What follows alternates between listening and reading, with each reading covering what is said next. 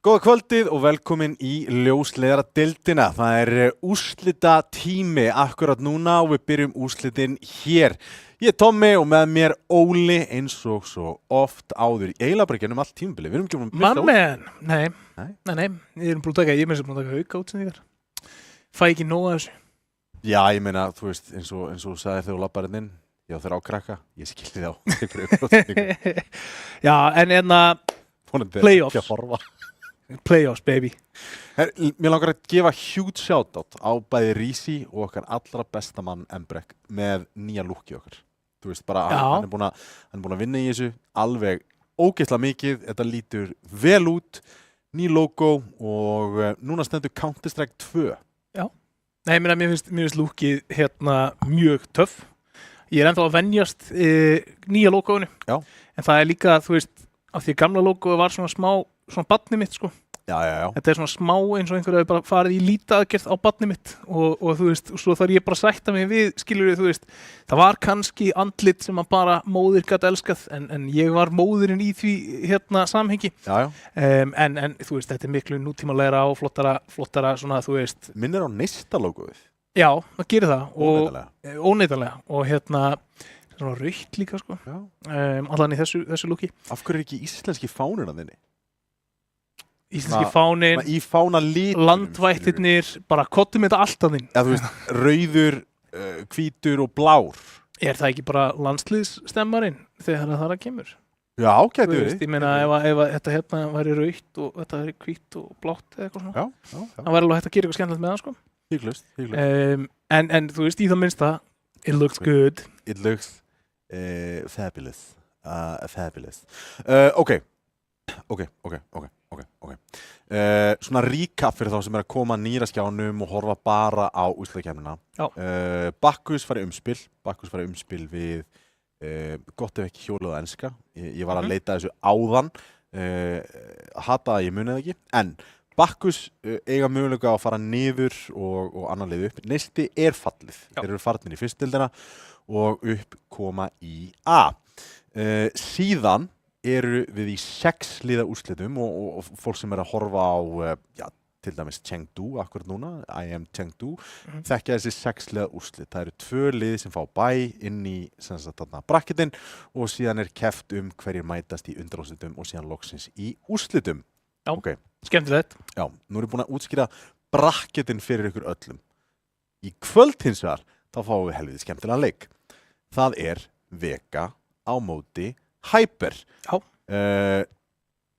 Gefum smá backstory og ég ætla bara I'ma fill you in, bro. I'ma bro love. Ég ekkert með eyru. Já. Það bara hannig. Sko, fyrirfram myndur þú segja, ok, Vega eru huge favorites eða. Ok, ég skal alveg taka það. Hins vegar, þá vantar eitt leikmann hérna. Það vantar Furious. Furious hefur hins vegar ekki átt rosalega góða leiki undanfarið. Samt stórbiti. Stórbytti, inn kemur Eiki Toxic. Hann hefur spilað með þessu line-upi, þessum leikmönnum allavega áður, þannig að hann þekki vel inn á svona leikstílinn hjá leikmönnum Vega, þrátt fyrir hann sé ekki official Vega leikmaður og gæti svona breytt örlítið svona possum og svo framvegis. Hyper hafa einnig, þrátt fyrir að vera neðar í töflunni, sigrað Vega. Og þeir gerðu það 2-1 og Napoli var Nuuk og Pass Ancient, mjög svona klassist fyrir utan Train vantar þarna fyrir Hyper sem spila mjög mikið. En Hyper missa stæðsta bitan sinn í Snowy. Við sáum hann ekki í line-up. Ok, ég vissi það ekki. Ég var ekki búin að taka því, sko. Já, það actually huge því að þetta 20 fraka leikmaður í hverjum einasta leik. Þannig leið og ég sá það, þá bara, ok, hvar Snowy? Hann á line-upi hjá einhverju öðru liði? Hann erlendis? Því að þetta risastór blóðtaka fyrir Hyper. Því að þetta win condition Þetta ástæðan fyrir þeir eru á þessum stað. Það basically hann og Kiro og upp á ákveðnu marki Drjóli sem að hafa verið svona bara ástæðan fyrir eru þarna. Sko, bæði lið með breytingum. Þú veist, jafnar þetta töluvert ef það væri, miðað við það ef það væri bara Vega sem að væri að fá inn nýjan leikmann. Ég ætla að tala það, skilur þú veist, það skiptir einhver máli, jafnir þú veist að skipta inn sterkari leikmanni, þú veist, ef það ekki sami leikjafjöldi og sömu þægindin innan liðsins, þá getur það verið bara mjög erfitt að standa sig vel og hvað þá þau eru komin í playoffs. Ég held líka, sko, þú veist, Hyper hafa verið svona uppsett lið, þú veist, þeir hafa átt svona Sputnik-seríur, þannig að það hefur alltaf verið svona, þú veist, hei, hvaða Hyper mætir. Og það snerist þá alltaf líka svolítið það bara hvaða Snowy var að mætir á server. Og líka bara hver að fara að mæta með Snowy. Já, en hver að koma í staðinn? Inso heitir hann. Inso? Ég kannast ekki við hann. Þetta leikmaður sem að bara hefur verið að koma í gegnum Fresh Talent. Já, Fresh Talent kemur í gegnum Stakköpinn fyrir þá sem vita hvað það sem bara hub íslenskur hub á Faceit sem getur joinað og spila með öðrum Íslendingum sem að við erum mjög duglega að gera. Actually ábyggilega eitt af löndunum sem að hatar ekkert meira heldur en að kjúa í eitthvað annað en bara 5 Íslendingar. Rosalega mikið þannig. Já, ég held ég hef ekki spilað Counter-Strike nema í 5 manna Íslendingahóp í 8 ár. Já, það gæti verið. Það gæti verið eitthvað svipað að mér, sko. Einn og einn leiku með Kalla Myndigrís. Ég datt inn í Counter-Strike aftur þegar ég flutti út í Dublin og á 2014. Þá byrjaði ég bara að spila, þú veist, matchmaking og eitthvað svona, þú veist, og var að grænda hérna rangt þar. Þá datt maður stundum inn í 5 manna skot. Svo bara, þú veist, eftir að ég mækert þegar ég voru að Faceit, þá bara hef ég ekki spilað, þú veist, með öðru fólki heldur en fólki sem ég, þú veist, í rauninni þekki og mestalagi, kannski 1-2 sem maður þekkir ekki, þá eru það Íslendingar og maður getur svona haft gaman að þessu, þú veist maður ekki með eitthvað svona einhverja gæja, þú veist, að öskra og reitskvita og AFK-a og allt þetta dót, sko. Því að við erum í raun og veru að sjá það ítrykkað í leikjum að móta okkur, skiljum að fólk bara lífa og svo framvegis. En ok, núna er ég sjúklega áhugasamur, þú veist, þessa seríu, að því að sko á leiðinni hingað, þá var ég búin að setja upp svona, þú veist, geggjaða línu, skilur við, þú veist, að því að Hyper þetta uppsett lið, skilur við, þú veist, Vega, tiltölulega stable, missa mann, erfitt, þú veist, og þetta setur alltaf spurningamerki, sko, þegar þú ert komin í playoffs, Já. að þá, þú veist, þurfa að muna, sko, playoffs ekki deildarkeppnin, þú veist, og þá kannski spyr fólk sig, þú veist, ok, en þú veist, ég meina, eru þeir ekki alltaf að reyna eins mikið og spila eins vel og þau geta, þú veist, og svona, jú, en það svona eins og að segja, sko, þú veist, einhver sem að hlaupa í sprettlaupi, hann ekki alltaf að reyna að hlaupa með srattan að geta, jú, en hvað það þú veist, björn að eldan, skilur, þú veist, að því að mótið bara the tournament life, bara móta lífið þitt on the line hérna, og fólk mætir mismunandi stemt inn í þannig leiki. Já. Þú veist, sumir mæta og eru step up og ég myndi segja til dæmis, þú veist, Saga í því samhengi, þú veist, þeir eru playoffslið, þeir mæta oft bara tífalt sterkari einhvern veginn inn í playoffs, þetta maður sér það á venjulega sísonu, og spurningamerki fyrir mig með bæði þessi lið, af því að við höfum ekki séð Hyper oft í playoffs og Vega hafa verið svona í gegnum tíðina svolítið þetta playoffs lið og átt góður rönn en kannski ekki alveg eins mikið undanfarið. Þannig að, þú veist, fyrir mér þá þetta mjög áhugaleikur, svo núna þetta bæta ofan á það einhverjum nýjum leigir þar sem að bæði lið að spila með nýjan leikmann. Já. Og það getur riðlað bara communication og alls konar og það bara gerir það líklegra að þú takir ekki eftir þessari grein á jörðinni og dettir á handlitið og björnin étur þig. Já, það bara frábær líking og annað sem ég langar bara að bæta líka inn í þetta allt að sko að spila heilt tímabil tekur langa tíma. Það búið að taka cirka 2,5 mánuð hjá okkur hérna að horfa á alla leiki og svo framvegis en síðan þegar þú kemur í playoffsið þá þarf það að vera að koma eitthvað nýtt. Þú þarf að vera búin að vera að spila leikinn töluvert og það það sem ég finnst Saga til dæmis gera mjög vel. Já. Þeir bara svona, ég segi ekki svona lalla í gennum tímabilið en þeir eru ekki á 100% þröttul, skilurðu. Meni. Þú veist, þeir eru að sitja í þriðja gírinn og svona aðeins að sigla inn í þetta. Síðan þegar það comes playoff time þá bæta við varginum sem spilar ógeðslega mikið og eru að grænda, koma nýja hluti, eru meira sjarp. Já. Og það sést, þeir eru þetta lið sem við horfum á bara, wow, þeir eru geggjaðir en Hyper að missa Snowy annað sem að mér langar að benda á sko við erum búin að vera að underestimate að vanmeta Hyper pingu en núna eru þeir komnir á staðal. Þeir voru topp 4 á Skjálta, þeir voru topp 4 í stórmeistarmótinu. Þeir eru komnir með eitthvað á bakvið sig bara, ok, þeir eiga að performa. Núna getur pressan verið komin á þá. Já. Því að þeir ættu þannig síðan alveg að geta unnið Vega, þeir eru búin að gera áður og það var með fúlænu. Myndi svona hálfpartin búast við því, sko. Já. Þú veist, að þeir eigi séns og sagt, af þeim leikjum sem við erum að fara að horfa á, þá finnst mér þessi leikur geta mest farið í báðar áttir. Já. Og þú veist, í rauninni tristi ég mér sko 0 að spá hann með 2 óþekktar stærðir inn á server. Talandi stærðir allavega, Óli, þá ætlum við að kíkja á line-upi á fyrsta liðinu og mér langar að giska að það sé Vega fyrstir á skjáin hérna. Hérna sjáum við liði Vega og nýja grafík, þetta lítur betur út. Já. Lítur betur út.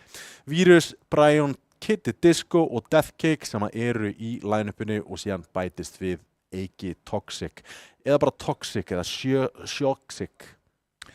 Já, sko þú veist þetta lead speak, sko, þetta T.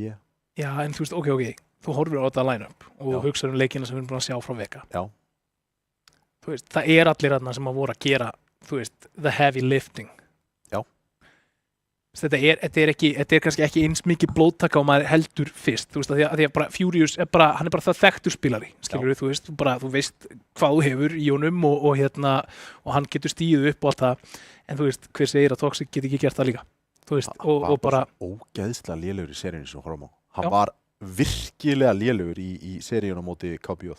Hann var bara Já, en þú veist, ég er að segja, skilur þú veist, bara þannig með bara mann, þú veist, ef þú ætlar að fara að keyra á 4 manna kjarna, skilur sem að eiga að vera að taka the heavy lifting. Já. Þetta bara hugsi all over again, þú veist, bara einhver sem að þarf ekki að fragga, en þarf bara að vera inn á server. Já. Og bara ekki, þú veist, fólda undir pressu og það áhugavert að sjá kannski hvernig þeir spila og þá sérstaklega, þú veist, eins og á CT-liðinni þetta maður sem að þú setur í einhvers konar proactive play eða allt það, eða þetta bara svona, hey, verð þú bara þarna og horfðu þarna og ef þeir koma, skjótt í haus. Þú veist, það alveg svona bara spila þessa stöðu, skilaðu einu fraggi þegar þið koma á þig, eða þú veist, einn eftir á móti 2, bara komsiði og gerið rétt. Eina sem við þurfum, allir hinir 4 að fara að gera nákvæmlega það sem eru búin að gera allt tímabil og það áalveg að vera nóg. Já. Sérstaklega á móti Hyper á Snowy.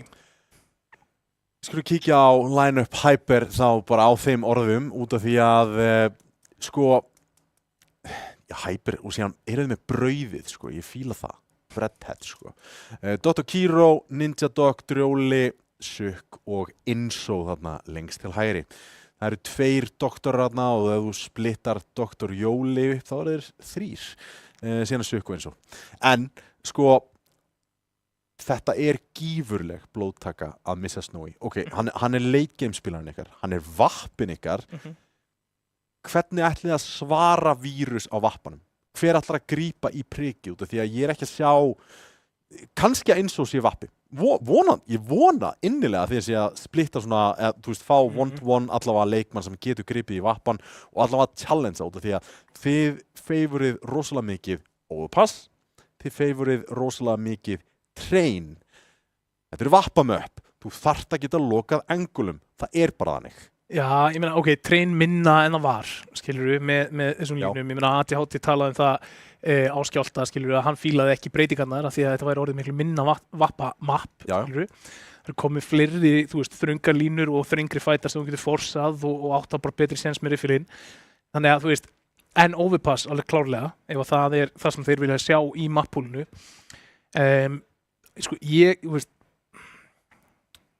Líka bara ef við tökum, við erum vafalaust að fara að sjá Núk og við fáum mapp Já, Núk náttúrulega skiptir miklu máli, en mér finnst nú ég mögulega smá hattaður fyrir að segja þetta. Já, hvað með þetta maður? En mér finnst það eru fáir vappar á Íslandi frá því við fórum í CS2 sem að geta dominerað leikinn jafn mikið og við sáum í CSGO. Sammála því. Það eru bara a chosen few. Það bara þessir völdu vappar sem eru elite vappar á Íslandi í dag. Þeir geta tekið yfir leikina. Restin basically bara að halda línum. Já. Þannig að ef við værum að horfa hérna á þetta í CSGO, þá væri ég bara holy moly, hver ætlar að taka vappan. Já. En núna, þá finnst mér þetta alveg bara svona, þú getur sett hvert sem á vappan. End of the day þá þetta bara svolítið point and click. En ef þú ert ekki að fara að vinna með einhvern combat vappa í rafli eða einhvern sem aggressífur eða taka push og quick scopa allt þetta fancy stuff. Já. Þetta eins mikið högg, skilurðu?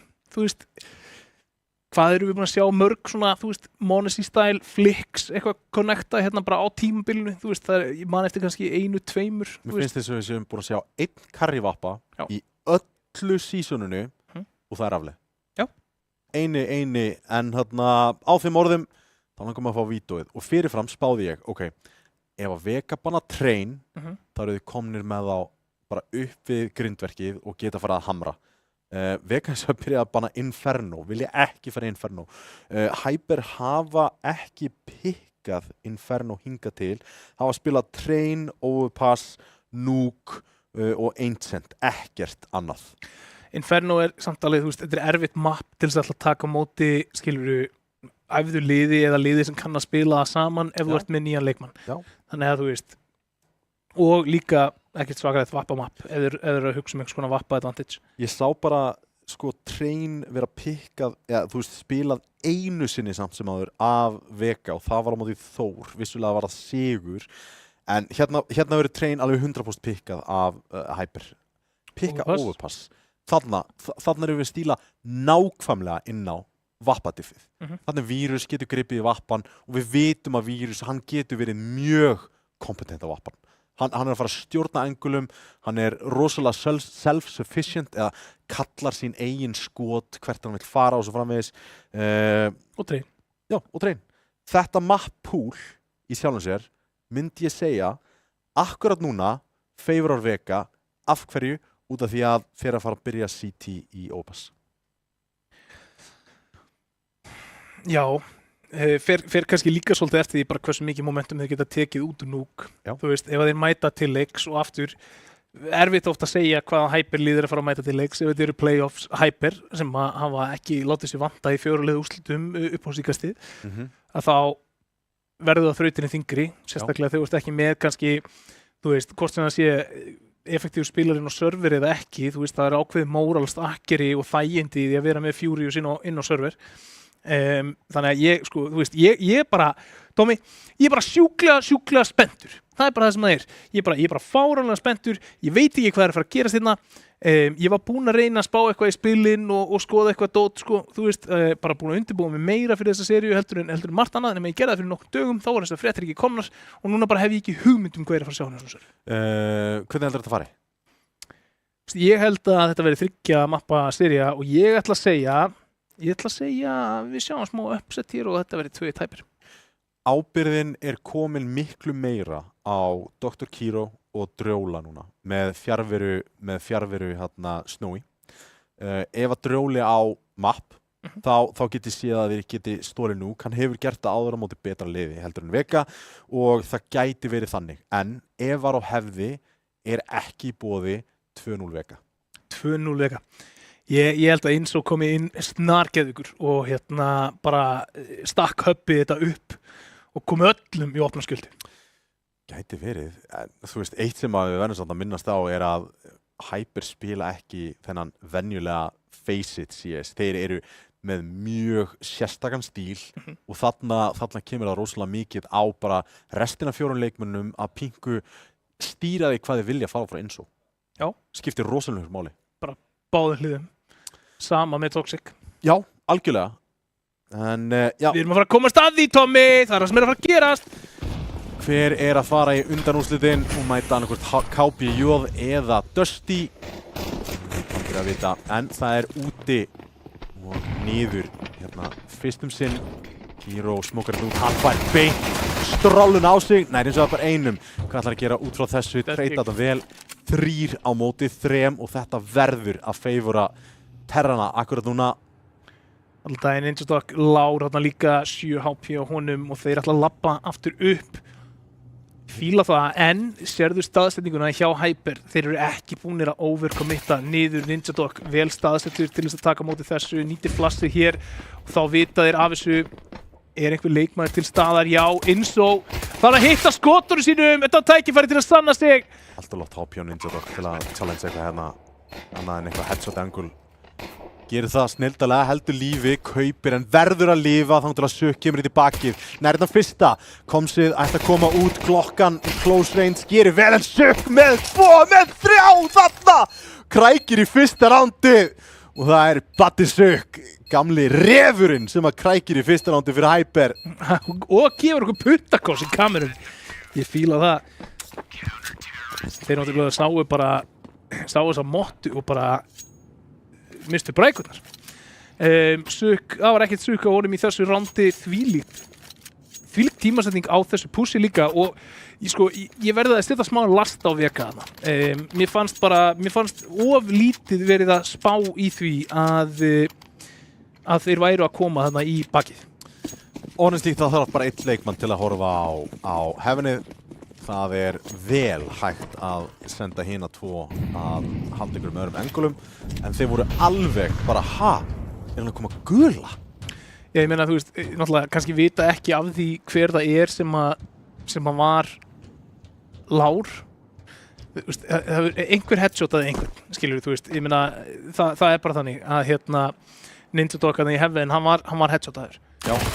Þannig að þú veist, þeir hafa vitað að annar þeirra væri lár. Býtum við. Deklundan á að treyta að nú. Toxic, low, Disco, low og fallin, Drjóli.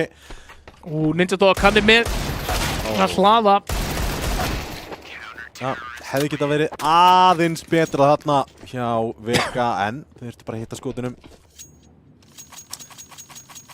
En einfalt svona degluspar sem að vinnst þarna og Hyper komnir 2-0 yfir. Vega hins vegar komnir með AK-kaupið sitt eftir plant í fyrsta rándinu. Svona allt eftir bókin, Óli. Já, en þú veist bara aftur, ég fyrst ekki að því, skilur þú, ég veit ekki hver það var einhver sem að skipti á 10 kúlum þetta við Sukk í hött og svo snýri deathkick baki í hann eins og hann vissi ekki að hann var að koma. Og það geti bara þýtt það að þessi leikur væri 2-0 Vega ef það fer í hináttina. Það var ránd sem þeir í raun áttu að vinna. En það er útipús hérna, flotti smókar, byrgja sín. Góð molli. Engin ofan í vendinu. Insadok Örugur þarna upp við ískrið en alltaf gott engul þarna til að kíkja sem Terri með AK-inu í höndunum. Eins og með MP9 og rampinum skilja hann eftir þar og ætla að leita. Deathkick ekki komin lengra en á að vera komin og Kiro nær þarna opnun. Kiro, hvað er í gang? Hvað? Er enginn að gera sig grein fyrir því hvað er í gangi? Það er eins og mækarnir hafi eitthvað bilað, þeir heyra í þeim á leiðinu upp í Heaven. Róli núna, fylgjast með því, Kitty Disco með frábært entry, 2 entry á Kitta og Virus með Inso. Og þá er það bara sök, getur hann gert þetta aftur, getur hann gert þetta 1-4, nei er svarið, Brian klárar þetta og Vega í fyrsta kaupinu sínu. Það er búið að pre-workout á sig í gang af Brian. Já, sko eitt sem að ég dýrka við þessar webcams og ég veit að það er fleiri sem elska þetta. Það er reactioni eftir randin, sko. Já. Þegar maður gerir eitthvað töff, þegar maður er alveg með þetta á hreinu, sko. Það er nett. Það er gaman að fá karakterinn frá spilunum í gegn. Og aftur eru það útismókarnir, sama smoke setup sem sendið þetta. Brian að sjá á alla, minnst það er skemmtilegt. Já, Kiro er í veginn, ekki besta staðin til að tækka nákvæmlega þetta, en hann er með ping... það er smóka út í þokkabót. Sko, mér finnst það samt skemmtileg staðsetning hjá Kiro af því að þessi smókar eru svo oft nýttir til þess að lörka inn í íþrótta. Já, vissulega, flassi kemur og það er nákvæmlega það sem þeir eru að fara að gera en þetta flass er algjörlega frábær en Kiro nær einhvern veginn stórblindar að finna 2! Hvað er Toxic að gera að líta undan? Hann har aldrei að fá 2 þarna, sko. Nei. Svo ætla að ruggla að ná í Deathkick stórblindur. Nei, ekki nóg með 2 og er með 100 HP eftir það. Virus nærið tilbaka, sök að íta rampin. Það er ekkert nema kúlu í hausinn þarna. En þetta er verulega mikið bras. Verulega mikið bras. Kitty Disco low í secretinu. Ekki verið að gefa það mikið. Kiro gerir vel, bakkar hérna í betri stöðu. Kitty komið sér í betri stöðu samt sem áður. Aðeins að íta, en... Spurningu er að bíða lengi eftir Kitta. Ninja Dog ætti að sjá hann hér. Gerir það ekki. Jú. Sér hann það. Kitty, hann sér hann á radar held ég, sko. Hann er að droppa niður hann, Virus og Brian. En það er einn drjóli upp á katt. Rótið komið í þokkabót. Þetta verður vesen. Grensan góð. Sért í Brian. Bomba fyrir niður og Virus með henni. Ná í það minnsta planti. Það mun setja peningin í ágætismál held ég hérna fyrir Vega í næsta rátti. 5-4 hérna á Virus í það minnsta. Nei, jú. Það eru í ágætismáli. Kitty Disco með 6.000, það er þetta að henda vappa og það er vappi sem að fer yfir á Virus. Og þá fáum við að sjá hvort að það sé hérna GG AWP diff í þessum leik. Það verður alltaf áhugavert að sjá hvort að það sé að fara að setja eitthvað mark á þennan leik að þeir eru með bara virkilega góðan vappa í höndunum að það í Virus. Og Mollin feilar þarna frá sittinliðinni. Setja mikið af fjármunum þarna í vappan á Virus. Eiki Toxic droppaði honum, þarf að náðast í diglu.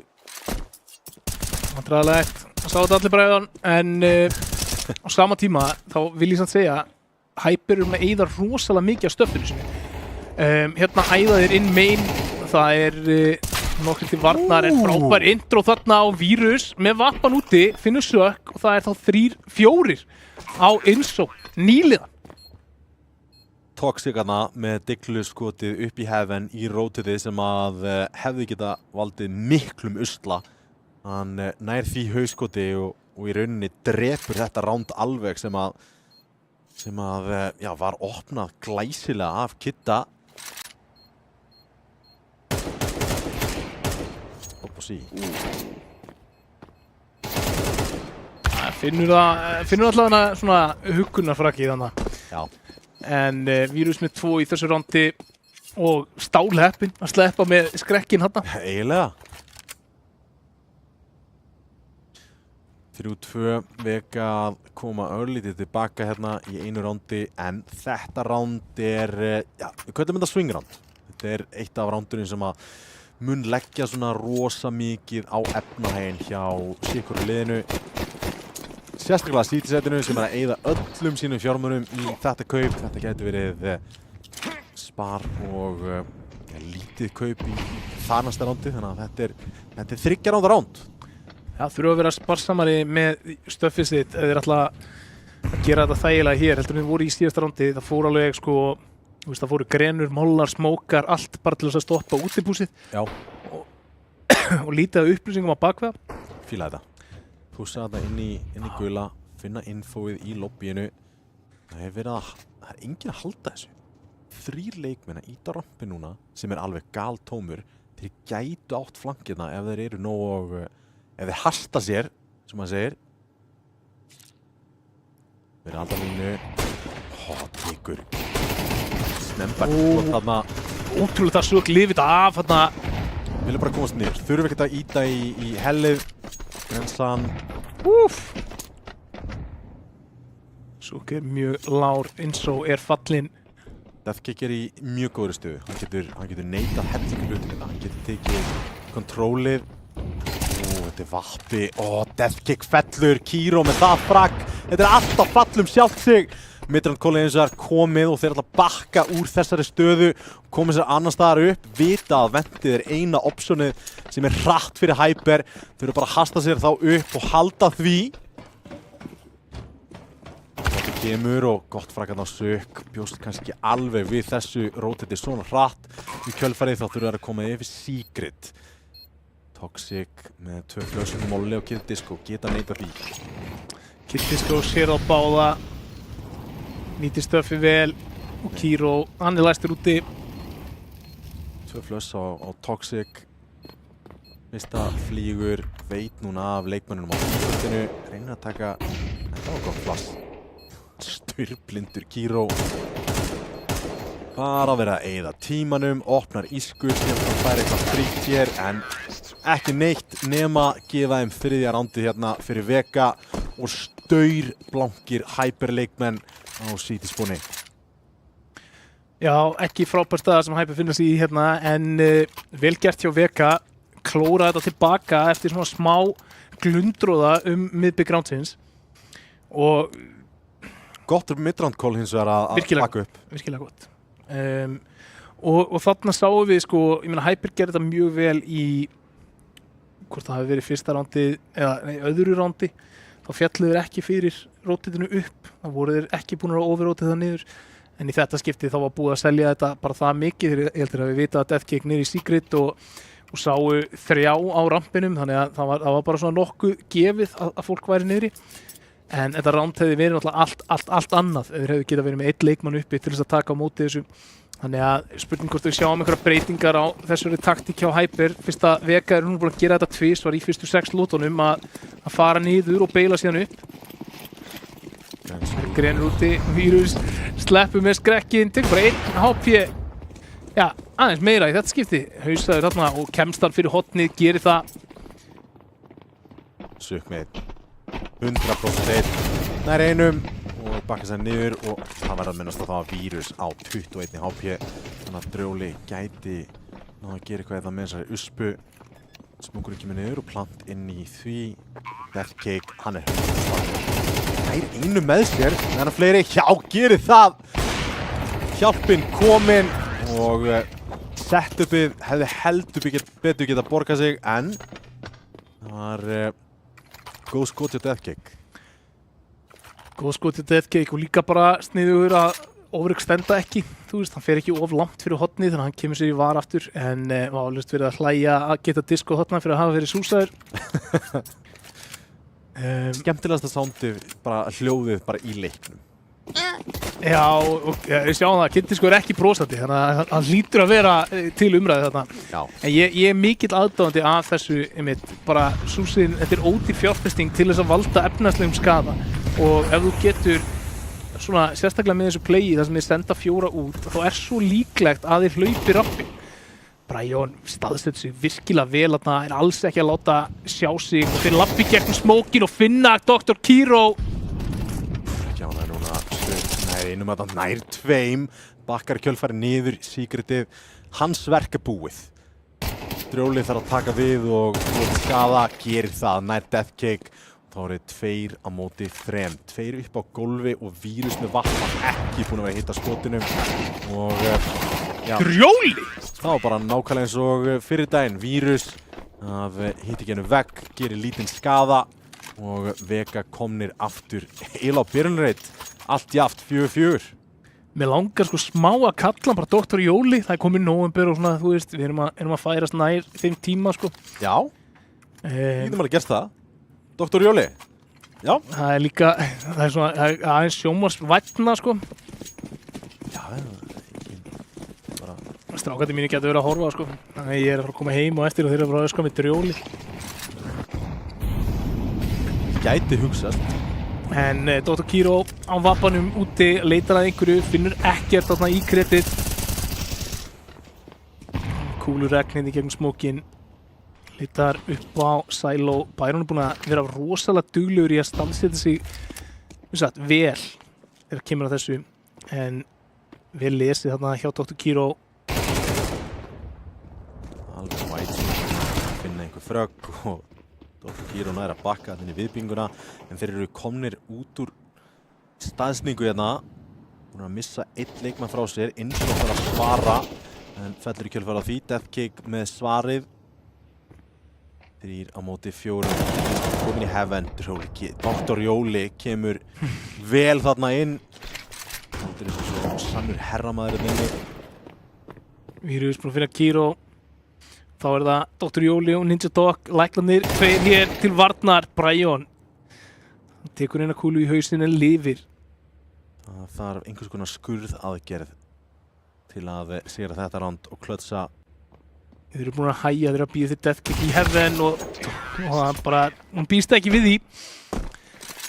Þetta var snirtilegt og yfirvegað þarna hjá Vega hvernig þeir kláruðu þetta land. Það hefði alveg verið auðvelt fyrir þá að svona taka þetta 3-1 fórskot og bara strauja inn á sætin. En það bara með Deathcake í þeirri stöðu sem hann var í hefði alveg mögulega verið ávísun á að kasta rándinu frá sér. Og líka bara að missa byssur sem þeir hafa ekkert endilega mikinn efnahag til að fjárfesta aftur í, þannig að bara spila þetta safe, þeir eru komnir í úrslitakeppnina, spila þetta rétt. 5-4, Vega komin yfir, minnum á það að þetta er CT-sided map. Dr. Kiro komin núna niður í vendin. Dr. Jóli á rampinum og síðan sprenglæriði hinn doktorinn, Ninja Dog, á gólfinu. Sko, mér finnst eiginlega smá svona sorglegt að Hyper sé ekki búin að æfa hérna stöffið upp á, mollan upp á Silo. Já. Brian búin að vera að spila þarna og búin að vera mjög skilvirkur þar og það bara svona eitt utility combo sem myndi svolítið afgreiða hann í allavega eina lotu og svona letja hann í að spila þessa stöðu. Sammála því og ég meina, þú veist, þú getur líka bara tjökkað tveim handsprengjum það upp á og gert smá skaða og gert hann aðeins minna skilvirkan í lotunni. 5-7. The doctor's in. The doctor is in. Og Vírus hettaður hérna. Það er alltaf að vera við þegar hann komir í afturða góða stöðu. Hann svo innbaka yngri akáinn en Brian afgreiði það er 6-4. Mjög skemmtilegt að fylgjast með Vega spila núk hérna. Þeir eru búin að fara í eiginlega öllum rándum. Þá eru þeir búin að teygja rosalega vel á vörninni á Hyper. Þeir spila, þetta finnst mér sko rosalega mikið svona, þeir bregðast við því þegar einhver fær kontakt einhvers staðar á mappinu með því að ýta hinum einn. Já. Það er að valda smá ruglingi finnst mér í röðum Hyper og gera þeim aðeins erfiðara fyrir að spila á móti þessu og þessi smókar sem er búin að fljúga hérna úti alvöru gott utility conditioning.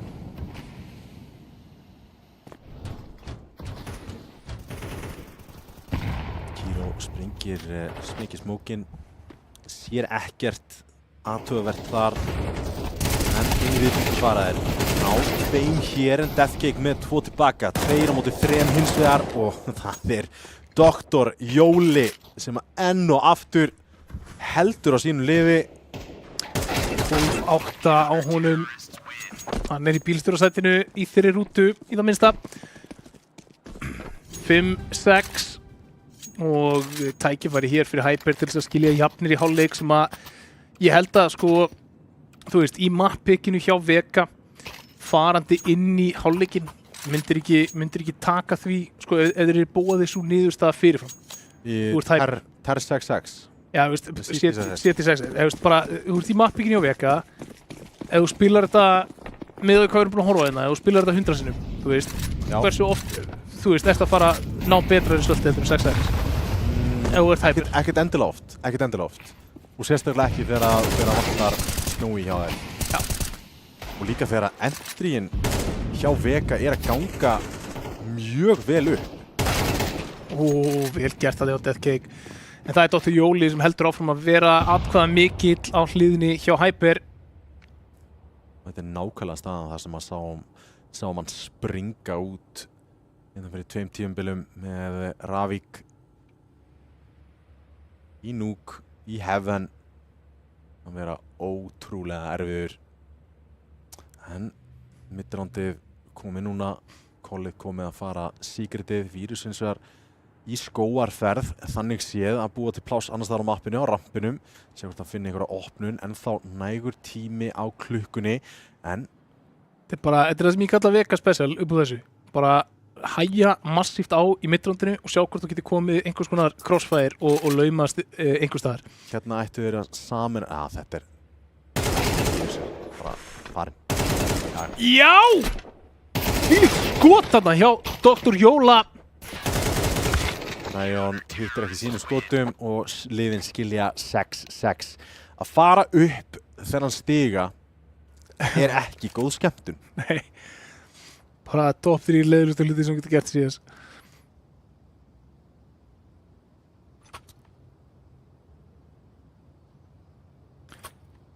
Fyrsta rándið hefur ansi mikið að segja hér. Hyper að sjálfsögðu vinna sitt fyrsta ránd og í kjölfarið næsta, en það spurning hvort að þetta geta treyta pistolum. Vega geti náð mjög góðu flóskoti hérna í sínu mappiki.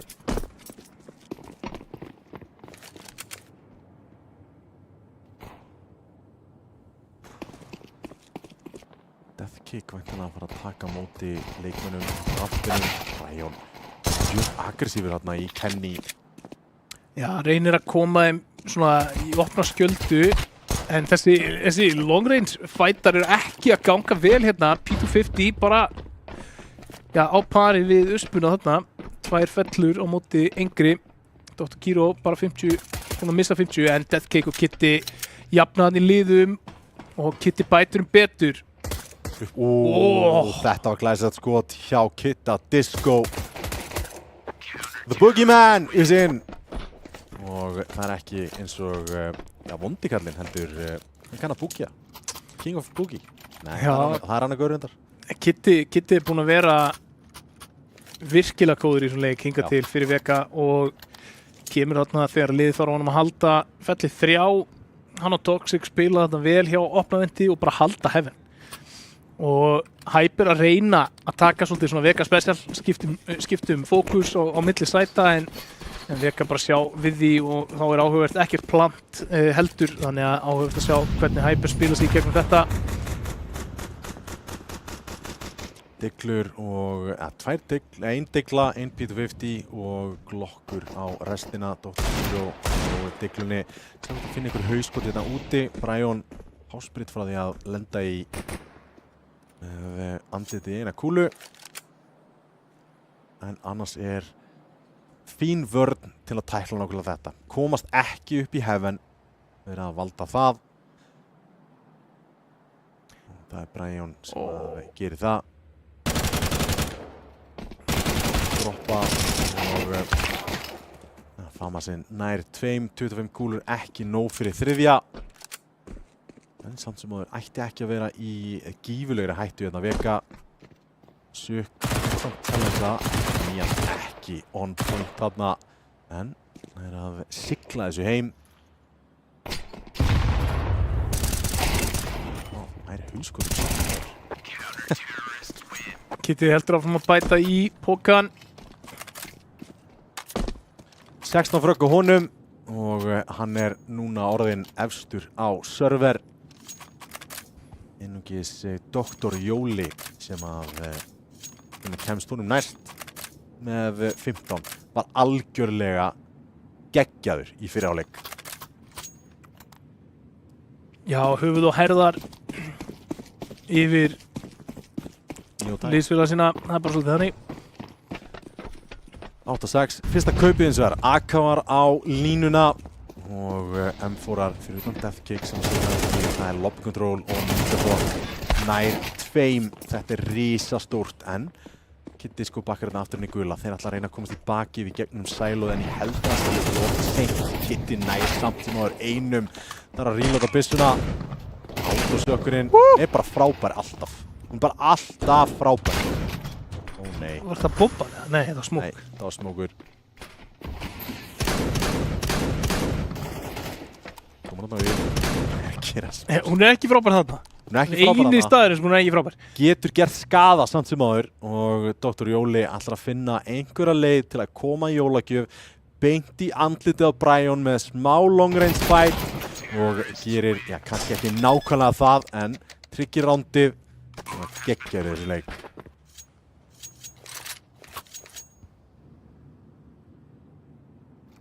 Já, og Hyper komur á blað hér í seinni hálfleik, leyfa Vega ekki að halda áfram með hennar snjóbolta að nýta fyrsta kaupið sitt og ég meina aðdáunarverð tilraun hjá Vega þarna og að ná lobby control og hefði gengið bara þokkalega ef Ninja Dog tekur ekki 2 þarna til þess að opna rándið og sér það að það var munurinn á tapu og sigri í þessu tilviki.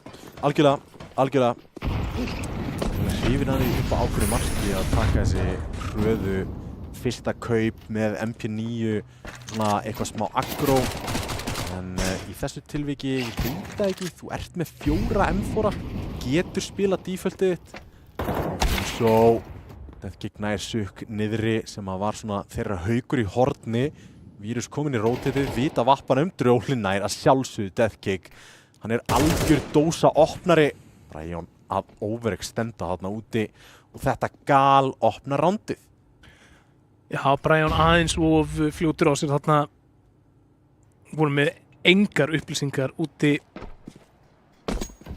Þrýbyssa fyrir Kitta með Mach 10 sem ekkert par excellence eins og maður segir var það ekki í bakkalútu sem það Jú, kósi kvöld par excellence maður Topstig, nær ekki fragginu hún fyrir þetta vappan Kitta Disco 1-1 Grípur í 5-7 beint í hausinn Já, fekk AK þarna undir restina pikkar þessu upp, vappa fyrir góðvinn sinn Vírus sem að já, núna byrjað að hitna þess undir honum kom með 2 frögg í þessu rándi með vappa og 9-7 Mjög tæpur leikur Já, sko Kitty Disco hann leikur á alls oddi þarna hjá Vega akkurat núna 20-11 og oftar en ekki erum við búin að sjá hann vera svolítið að loka rándum hann sér pistolondið, hann sér þetta ránd hann sá nokkur ránd í fyrirháleik Brian, autosokun Þetta kemur fullkomlega í bakið nær hins vegar bara einum flassi flýgur, Deathkick þarf að flýja undan þessu flassi og fer þá niður Vírus komið, þeir geta ekki til þess að hellið verða að kíkja niður næra hausa eitt leikmann þarna en núna búið með kúlurnar, grípur í öspuna hvað getur hann gert hér nær Kitty Disco komin í hjálpuna en samt smáður 2K á Deathkick stendur sína plikt Já, bara virkilega vel gert þarna á Deathkick og hann kom með svolítið opna skjöldi með eitthvað sem hratt á hann á bakka þannig að þú veist, þeir voru að búast til hann framar og bara vel spila Deathkick búin að vera frábær í þessum leik líka 17-11 á honum næst atkvæðamestur í sínu liði það sem af 10-7 staðan og vissulega var þetta spar frá Hyper. Þeir fá annað tækifæri núna, fara inn með kaup, eru með eitthvað stöf, geta til dæmis látið reyna á einhvers konar útismóka. Við erum ekki búin að sjá mikið af einhverju svona defaulti frá Hyper, búið að vera svolítið fram og tilbaka þessi hálfleikur. Deathcake fremur snemma hrifin af þessu, vill ekki gefa frá sér eftir að hafa lent í smá pressu í senasta rándi. Vírus kom með góða línu til að splitta lobbyinu algjörlega upp, en gæti verið gráðugur og það er leikmaður sem að halda exitinu úr gula. Komnir í svona fremur framalega stöður og það er Ninja Dog sem heldur gula, sem nær vírus, vappin fallin. Gráðugur vírus. Þú veist, þetta er bara þessi tilneying. Þú komið með þessa línu til langa bara fikra aðeins lengra. Já, ég skil það, 100%, og ég meina þessi leikmenn telja sig geta skotið sig úr hverju einasta atviki sem kemur fyrir fram á, en það er bara svoleiðis. Brian fundir hana af sukk, en hver að svara ef það er ekki bara Kitty Disco? Hann er mættur, hann er byrjað að stíða dansbúrinn, en hann bregst bóðalistinn þarna. Drjóli sem ég sá hinn sem er búinn að vera stór hérna inn á server. Smókurinn kemur niður, þarf að kíkja, hann gerir það ekki, ákveður að grensa í staðinn. Þessi grensa gerir nákvæmlega sem hann þurft að gera, veit af hínum leikmannunum, spreyjar þarna niður, en Dr. Kiro bregst ekki bóðalistinn og þeir krækja í sitt 8. Dr. Kiro opnaði að laga til spjaldtrykkin á sér fyrir þetta pík og sá að koma rondin á blað hér fyrir Hyper. Þessi þetta hníkja sig sjálfur eða? Já. Ég er alltaf að hníkja mig sjálfur, sko. Það? Já, ég reyndi að gera það sjálfur líka á bakkinu, sko. Það er alveg... Hérna... Þá fáum við að sjá einhvers konar smoke setup úti. Fyrsta skipti hér frá Hyper.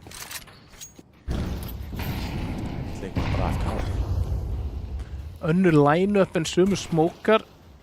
Já, ég fíla þetta. Það er... Smá svona óákveðni í Hyper hér samt. Já, ekki alveg fullkomlega ákveðnir og svo sem ættu að vera fremur ákveðnir sökum þess að ef þeir eru búin að vera að telja peningin þá vita þeir að Vega eiga ekki góðan pening hérna.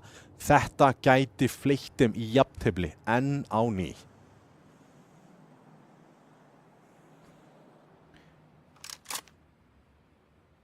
Hákurinn tekinn middrandi að kíkja yfir á rampinn, bomban fremst í broti fylkingar og á móti þeim mun taka Deathcake sem er með litla M-fónu sinn í mjög þröngri línu þarna.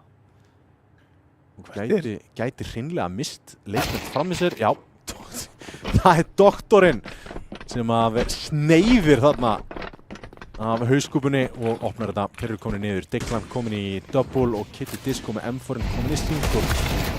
Það er vírus sem hann ekki að púsla saman. Fraggi, Kitty Disco gráður þarna út úr single, rosa lítið annað en að reyna að búa til eitthvað. Dr. Kiro með 2K. Veit ekki af Brian og hann líka. Nær einum en á ekki síðan sita rúnd. Allt og lágt HP, bara 2 HP á honum og Brian ætti í rauninu bara að reyna að koma sér undan. Hlaupa á sítspón. Já, gerir það. Jafnvel terrorspón. Aldrei að vita.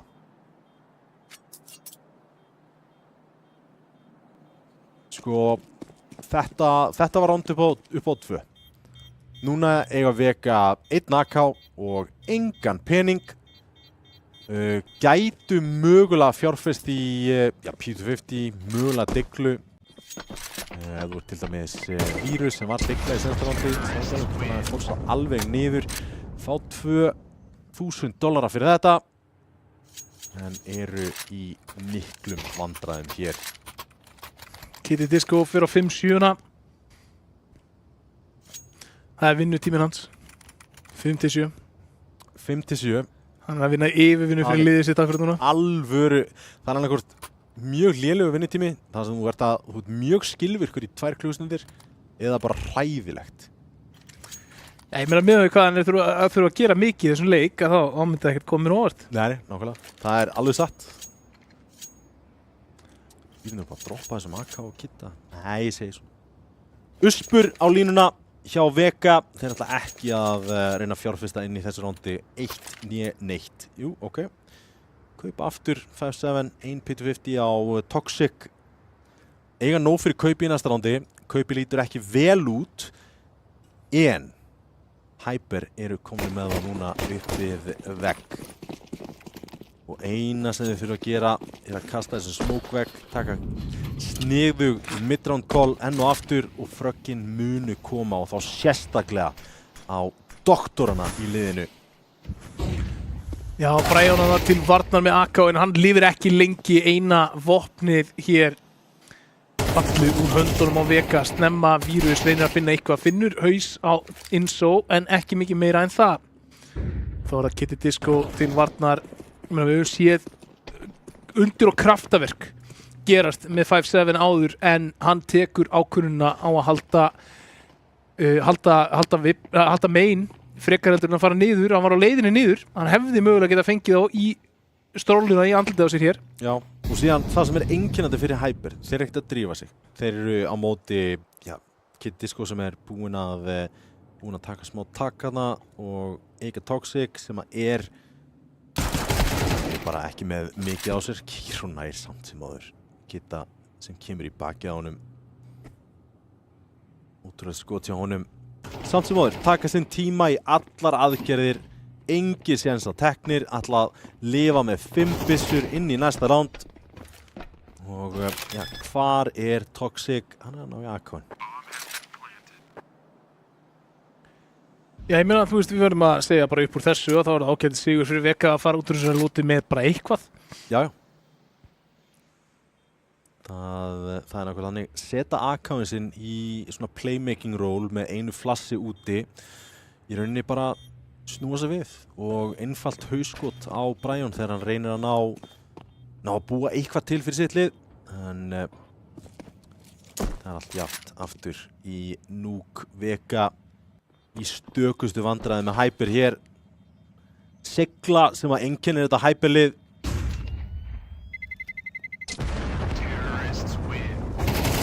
Stulblindur Toxic.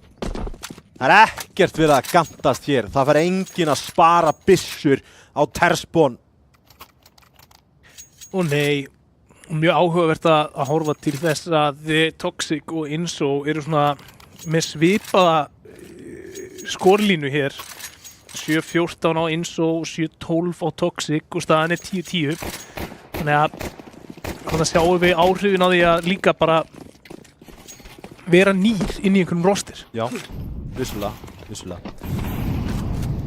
Það er rampinum. Það er bara hard default, Ninja Dog. Ég vil í þessari stöðu. Það halda gula. Óbrotin vilja ekki missa neina leikmenn ódýrt inn í lobbyið. Vilja í rauninni halda lobbykontrólinu í defaultru sínu og leyfa Dr. Jóla og Dr. Kiro að vinna með útisvæðið, svona leikmenn sem þeir leita til sem opnunar og leyfa Sök Inso og Ninja Doktorunum að halda lobbyinu og leita einhverju svona ódýrum fröggum. Missa þeir leikmann í viðbyggina. Smókurinn kemur og til. Þetta er ódýr frögg.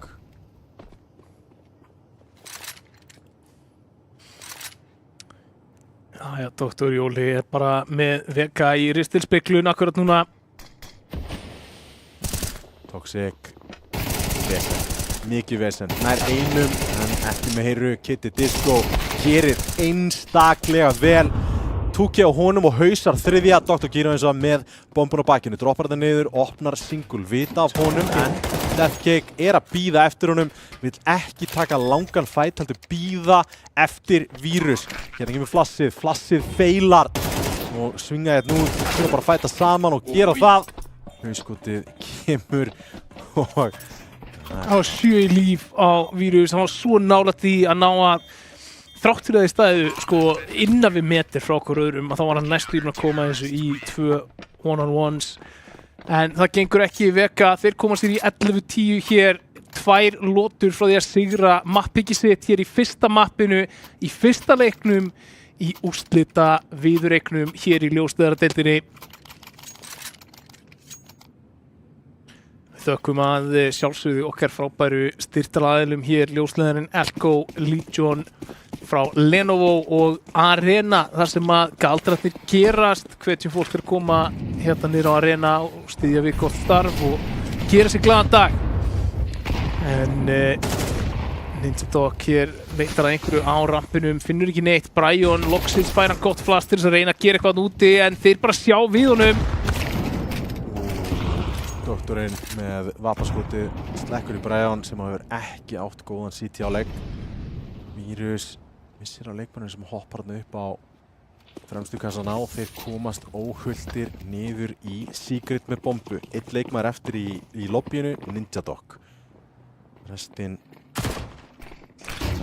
Vírus með mjög hratt rótið að vita af Toxic inn í vendinu og hann fallinn en spurning hvort þið viti af tímasetningunni hér frá Vírus, hann gæti fengið mikið hér fylgjast með honum, það er eins og hann fellur 3 á 4 hér. Það er bara ekki nær því hins vegar ekki Kitty Disco nær Ninja Dog sem ætlar að koma í flankið og núna kemur middanarkóli, þeir ætla að bakka upp, þetta er beint út úr playbookinu hjá Vega og Nei, bomba deyr! Og þetta getur verið dýrt. Þau hljóta að kalla það að bomba ráðið á.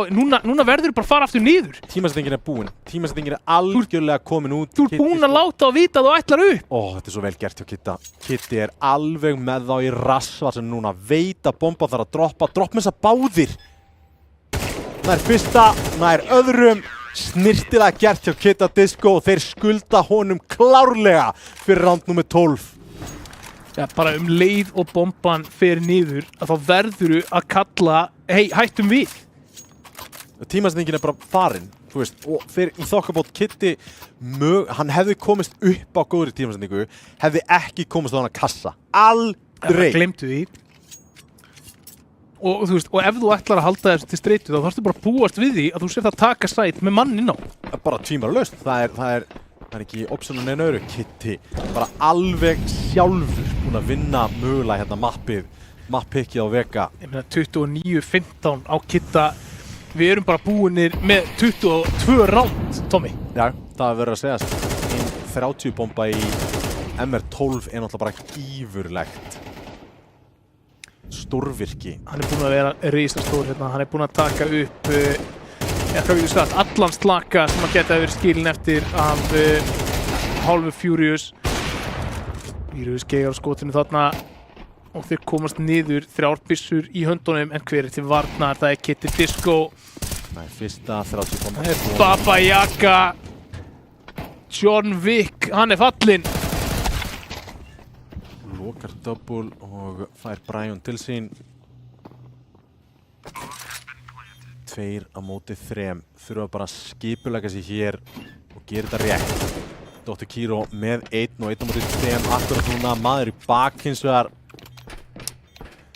Opilegt og þetta er leikurinn. Vega, já, með ákveðnum naumyndum tryggja sér sigur hér í Nuuk.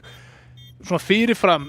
Ef við hefðum átt að gefa okkur eitthvað mata sem að Vega myndi hafa stærsta deltað í getu fram yfir Hyper og þá væri það sennilega mappi fyrra og Nuuk með þennan hérna, betri vappa sín megin.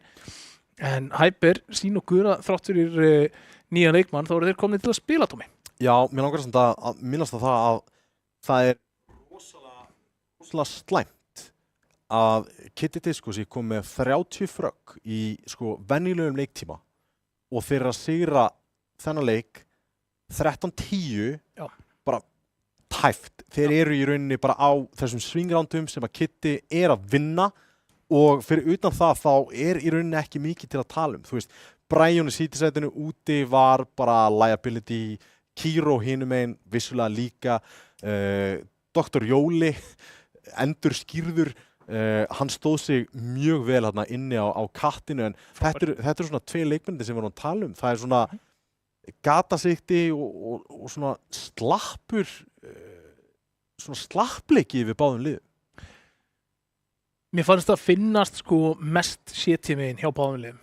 Já. Þú veist, mér fannst Vega alveg svona þokkalega þéttir eða þú tókst allavega ekki eftir einhverju svona, þú veist, massífu disconnecti frá Toxic. Þáttur hann hafi ekki verið atkvæða mikil í opnunum. Kitty var bara rosalega duglegur þar í að opna. Mér fannst Dr. Jóli líka vera góður í því tímiðin hjá Hyper. En þegar það var þessi sétjahlið, þá það bara, þú veist, þú finnur miklu meira og sér þetta miklu meira þar, af því að það vantaði bara, þú veist, það vantaði mann í rotate, það vantaði kannski ákveðin comms, það vantaði ákveðnar upplýsingar, það vantaði ákveðin þægindi í vörnina hjá báðum liðum. Já. Og ég myndi segja, það búðar ekkert rosalega gott endilega fyrir Hyper og Vega á Overpass, þar sem þú reiðir því svolítið á alla þessa hluti. Þú veist, þú vilt geta róteta hratt upp í konna, þú vilt vera með, þú veist, út af því að það spilast meira í svona þrepum, skilur, þú veist, núna eiga þeir stjórn hérna, núna eiga þeir stjórn hérna, þá þurfa samskiptin að vera góð, þau þurfa að vera skilvirk, þú þarft að geta vitað hvenær þú átt að róta þeim upp, hvenær þú átt að róta þeim niður, hvenær þú getur hlaupið konna, komið í bak, þú veist, þetta alveg brekka held ég fyrir bæði lið og núna fáum við Vega í fyrirháleik á setjahliðinni og verður spennandi að sjá. Já, líka sem áhugavert að benda á í rauninni að sko, liðin skilja 6-6 og Vega taka í rauninni taka 1 spar sem það sigra, 1, jafnvel 2, en Pistoli fer til sem sagt Hyper í fyrirháleik. Ok, gott og vel. Vega síðan vinna fyrsta rándi sitt, vinna næsta ránd, komni strax upp í 8 ránd, flott, tapa næsta og eru síðan að ströggla að koma sér áfram á þessum gunrándum sem að afar erfitt að horfa upp á því að við vorum að horfa á þetta Vegalið bara sem svona að hreyfa sig sem ein heild og greinilega þegar þú brýtur það upp þá lendar í vesinni. Ég ætla að taka í burtu minn spátum um 2-0, þetta verður 2-1 sería, 100%. Já, ég ætla að vona það, fáum meiri CS. Það nákvæmlega nei. En já, það Overpass sem að tekur við ekki vera langt.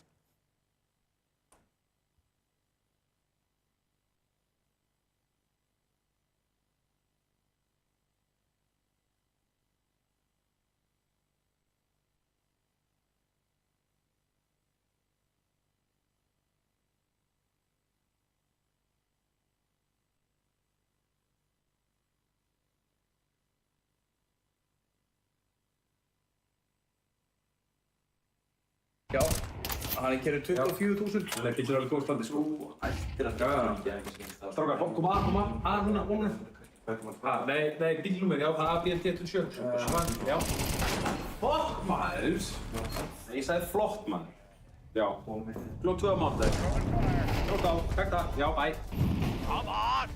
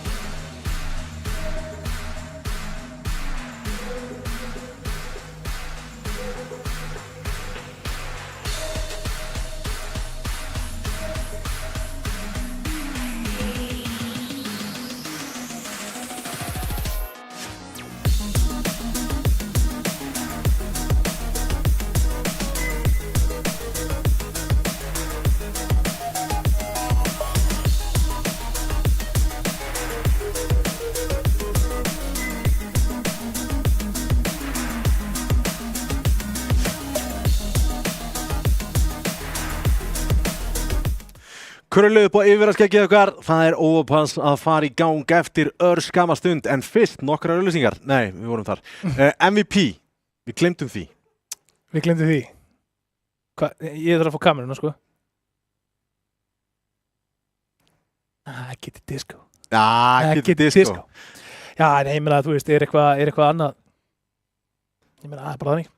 Ok, það mjög stutt í Overpass, þannig að mér langar bara að spyrja svona einnar spurningar, þær breytast í 2. Númer 1, Hyper, þeir litu mjög vel út í mappickinu og Vega. Við vorum svona dálítið að búast við því að Vega myndi sigla heim sigri í Nuke, þrátt fyrir að Hyper séu mjög kompetent og mjög góðir á Nuke. Hvernig fer Overpass svona miða við það sem hún sást frá Hyper hérna í Nuke? Sko, mér fannst Hyper vera mjög góðir, en mér fannst líka Hyper bara vera, þú veist, Vega bara vera svolítið slakir í vörðinni, skilur þú veist, þannig að ég held að það spilist allt út frá vörðinni. Þannig að ég held að þetta geti alveg verið 2-0 Vega, ef að þeir bara patcha hérna þessi nokkru gött sem í vörðinni hjá sér. Já, mögulega, fer eftir City-sætinu. Spurning nummer 2, ef þú værir Kitty Disco, hvað væri svona þemalagið þitt? Þemalagið mitt? Disco Frisco. Disco Frisco. Disco Frisco. Wow, þetta var bara, þetta var unreal. Ég fílaði þetta. Þetta var geggjað. Ég hefði persónulega valið eitthvað Beat G, sko. Sko, ok. Núna komumst við að því í pásunni að við vorum búin að víxla heyrnartólunum okkar. Já. En ég ætla bara að biðjast afsökunar á því að hafa ekki mjútað mig þegar ég var að hósta og svona í fyrirleiknum. Rétt skal vera rétt. Þú reyndir að mjúta. Ég reyndi það. Þú bara mjútaði mig. Já. Og þess vegna skildi ég líka ekkert, sko, af hverju það bara hætti að heyrast allt í heyrnartólunum mínum. Og ég held að það væri bara eitthvað svona glitch. En það útskýr líka af hverju allt varð ógeðslega hátt í heyrnartólunum mínum þegar þú varst að reyna að hækka í öllu. Ég heyrði í sjálfum mér bara, ég veit ekki hvað hátt á mig. Ég elska. En við erum komin í pistol og það er hérna Dr. Jóli 1 eftir á móti 3. Og við höfum séð hann taka 3K í pistol áður. Vírus er lár vissulega en veit ekki af manninum sem er að koma long. Og hann er skotin í baki, Deathcake, réttum maður, réttum stað. Vega vinna pistoli hér. Já, sko. Ef fólk kemur inn, lætur headphone-un á sig sem að ég var með, það heyrist alveg skuggalega hátt í þér, skuggalega hátt í leiknum. Ég vill bara ég vill vera svona bara immersive, ég vill bara svona faðma leikinn fyrir að lýsa honum. Og síðan heyrði ég bara ógeðslega lágt í öllu og bara svona gett grátt yfir mér og ég þurfti kraftin. Já, ég myndir akkurat öfur. Ég reyna að hafa svona tiltölulega lágt svo ég geti hugsað á svona. Þannig að allt í einu þegar við vorum bara að fara í beina þá allt í einu allt upp í bara 11. En já, það er allt komið í samt lag núna og það er Monster Push hér frá Hyper. Þeir eru komin djúpt en það er Kitty Disco til varnar á Pillar. Og hann er búinn að finna 1 Deathcake með 2 Kitty Disco. Síðan með 2 í viðbót með Öspunni. Lætur hann að virka fyrir sig þarna 3K á hann. Flawless round í þokkabót, safnar smá pening í bankan og það er 2-0. Sérstaklega góð byrjun, City main alveg mjög mikilvægt að safna bankanum mjög snemma. Eru með 3 MP9 hins vegar og ég sé 100% eitthvað svipað upp á teininginum á fyrsta kvöldandinu í Nuke þar sem þeir tóku lobbykröns að þeir munu reyna eitthvað aggressíft hérna. Ja, Brian var eitthvað að deila riflinum hann en sá ekki hver það var, það sagði bara heyrðu, nei, hann fór í playground. Þannig að það var aðeins svo langt, en allt í góðu. Vírus, fyrsti fættir hér og eins og fellir hann betra fyrir T-setin. Brian heldur áfram að vera aggressífur, hann ætlar ekki að, já, þeir eru bara konum með 5, konum með fjarka, konum með allt mappið. Já, og þú Jóli, kannski ekki maðurinn sem þú vildir finna í þessum fætt. Það er bara eins og að finna rauðgaða nagla. Þannig að bara meiða þig. Já, en Deathcake gerir vel að minnka muninn en hann á við ofuröfli að etja hér. Þetta er lélugur smókur á Opti. Það er að fara út hann á Opti og svona lúra inn í honum. Já, bara svona fá sér smá lúr aðeins að lúra. Þetta ekki komið AK, ætti að halda honum inn í næsta ránd, það ekkert verið að hönda eitthvað sérstaklega sem að býst við að Hyper séu bara mjög sáttir með sitt fyrsta ránd og halda 3 byssum í þokkabót. Þannig að við erum alltaf að fara inn í næsta ránd með þennan AK og það alveg töluverður peningur á Vega hér. Nei, hann að fara að falla. Hann heyrir ekki í þessu hoppi og það sestir byssuna. Aðeins nærindar til að heyri í þessu hoppi en það smá peningur hérna til að púsla saman eitt vappi í þokkabót og vírus og þetta nákvæmlega sem að ég spáði fyrir kallaði mig Nostradamus þeir púsuðu 5-una fannst þér heldur aggressív samt út af því að ok, gott og vel, þú nærði þessu opnunarprikki, þú pingu búin að spila út, missir eitt leikmann, treytið, en þeir eiga flugbraut hliðina þér. Fjarkan, klósettinn voru komnir í baki í þokkabót, þess að nokkur sekundur hefðu heldur betur getið hjálpað, en já, það gott að vera vitur eftir á svo sem, það bara eitthvað sem ég ógeðslega góður í, sko. Vírus, hitti skotinu. Það gott að vera vitur eftir á, en Vírus búinn að opna þetta og þarna kemur þessi sterki vappi inn, Tommy. Já, heldur betur. Hann getur verið lykillinn að góðu gengi hérna sérstaklega CT main þegar hann að fara að stjórna þarna A-inu með vappanum með Brian þarna sé við hlið eiga rosalega mikið af fasteign, Óli. Þetta alveg rosalegt. Þegar áttu shortið, áttu fyrir framan monsterinn, termein í þokkabót og Hyperinu hefðu ekki hugmynd það. Nei, og bara svona svolítið gripnir með buxurnar á hælunum hana. Og þurfa að gera betur eða ætla að fara að færa sig upp á skaftið í þessu leik. Rándið ekki búið en vissulega aðeins erfiðar að vinna hér 3-5. Gripnum með buxurnar á hælunum og sátt í Dr. Jóla. Já, 2-8 tíma. Heldur bara niður Mouse One þarna og Toxic kominn í hjálpina. Og það var mjög einfalt crossfire sett upp þarna frá Vega. Það virkaði bara vel, enginn að horfa í rétta átt hjá Hyper þegar þess þurfti. Vega 3, Hyper 1. Og já, eins og við tölum eða eins og ég talaði í það minnsta, ef að Vega ná að stoppa í þessi göt, sem að þeir virðast vera að gera alveg ágætlega, hingað til, að þá gæti þetta verið erfiður dagur á skrifstofunni hér fyrir Hyper. Mér finnst eins og svona fyrstu rándin að það var, svona fyrstum sinn, ok, gott og vel, fyrsta gunrándið var, þú veist, agroplay, það gekk sem skildi. Þá virðist þetta gunránd sem við vorum að horfa á líta betur út heldur en eiginlega öll CT þarna rándinu nú. Já, það alveg rétt. Grípur í uspuna þarna, Brian. Já, vinnur! Komið bombu, komið 2K, Vírus, komið í hjálpina og nokkum fellu sök þarna. Kláraði kúlunar í gennum smoke, grípur í uspuna með 2K. Þetta, sko, mér dreymir þetta stundum, þetta gerist ekki í raunveruleikunum því ég gerir þetta. Nei.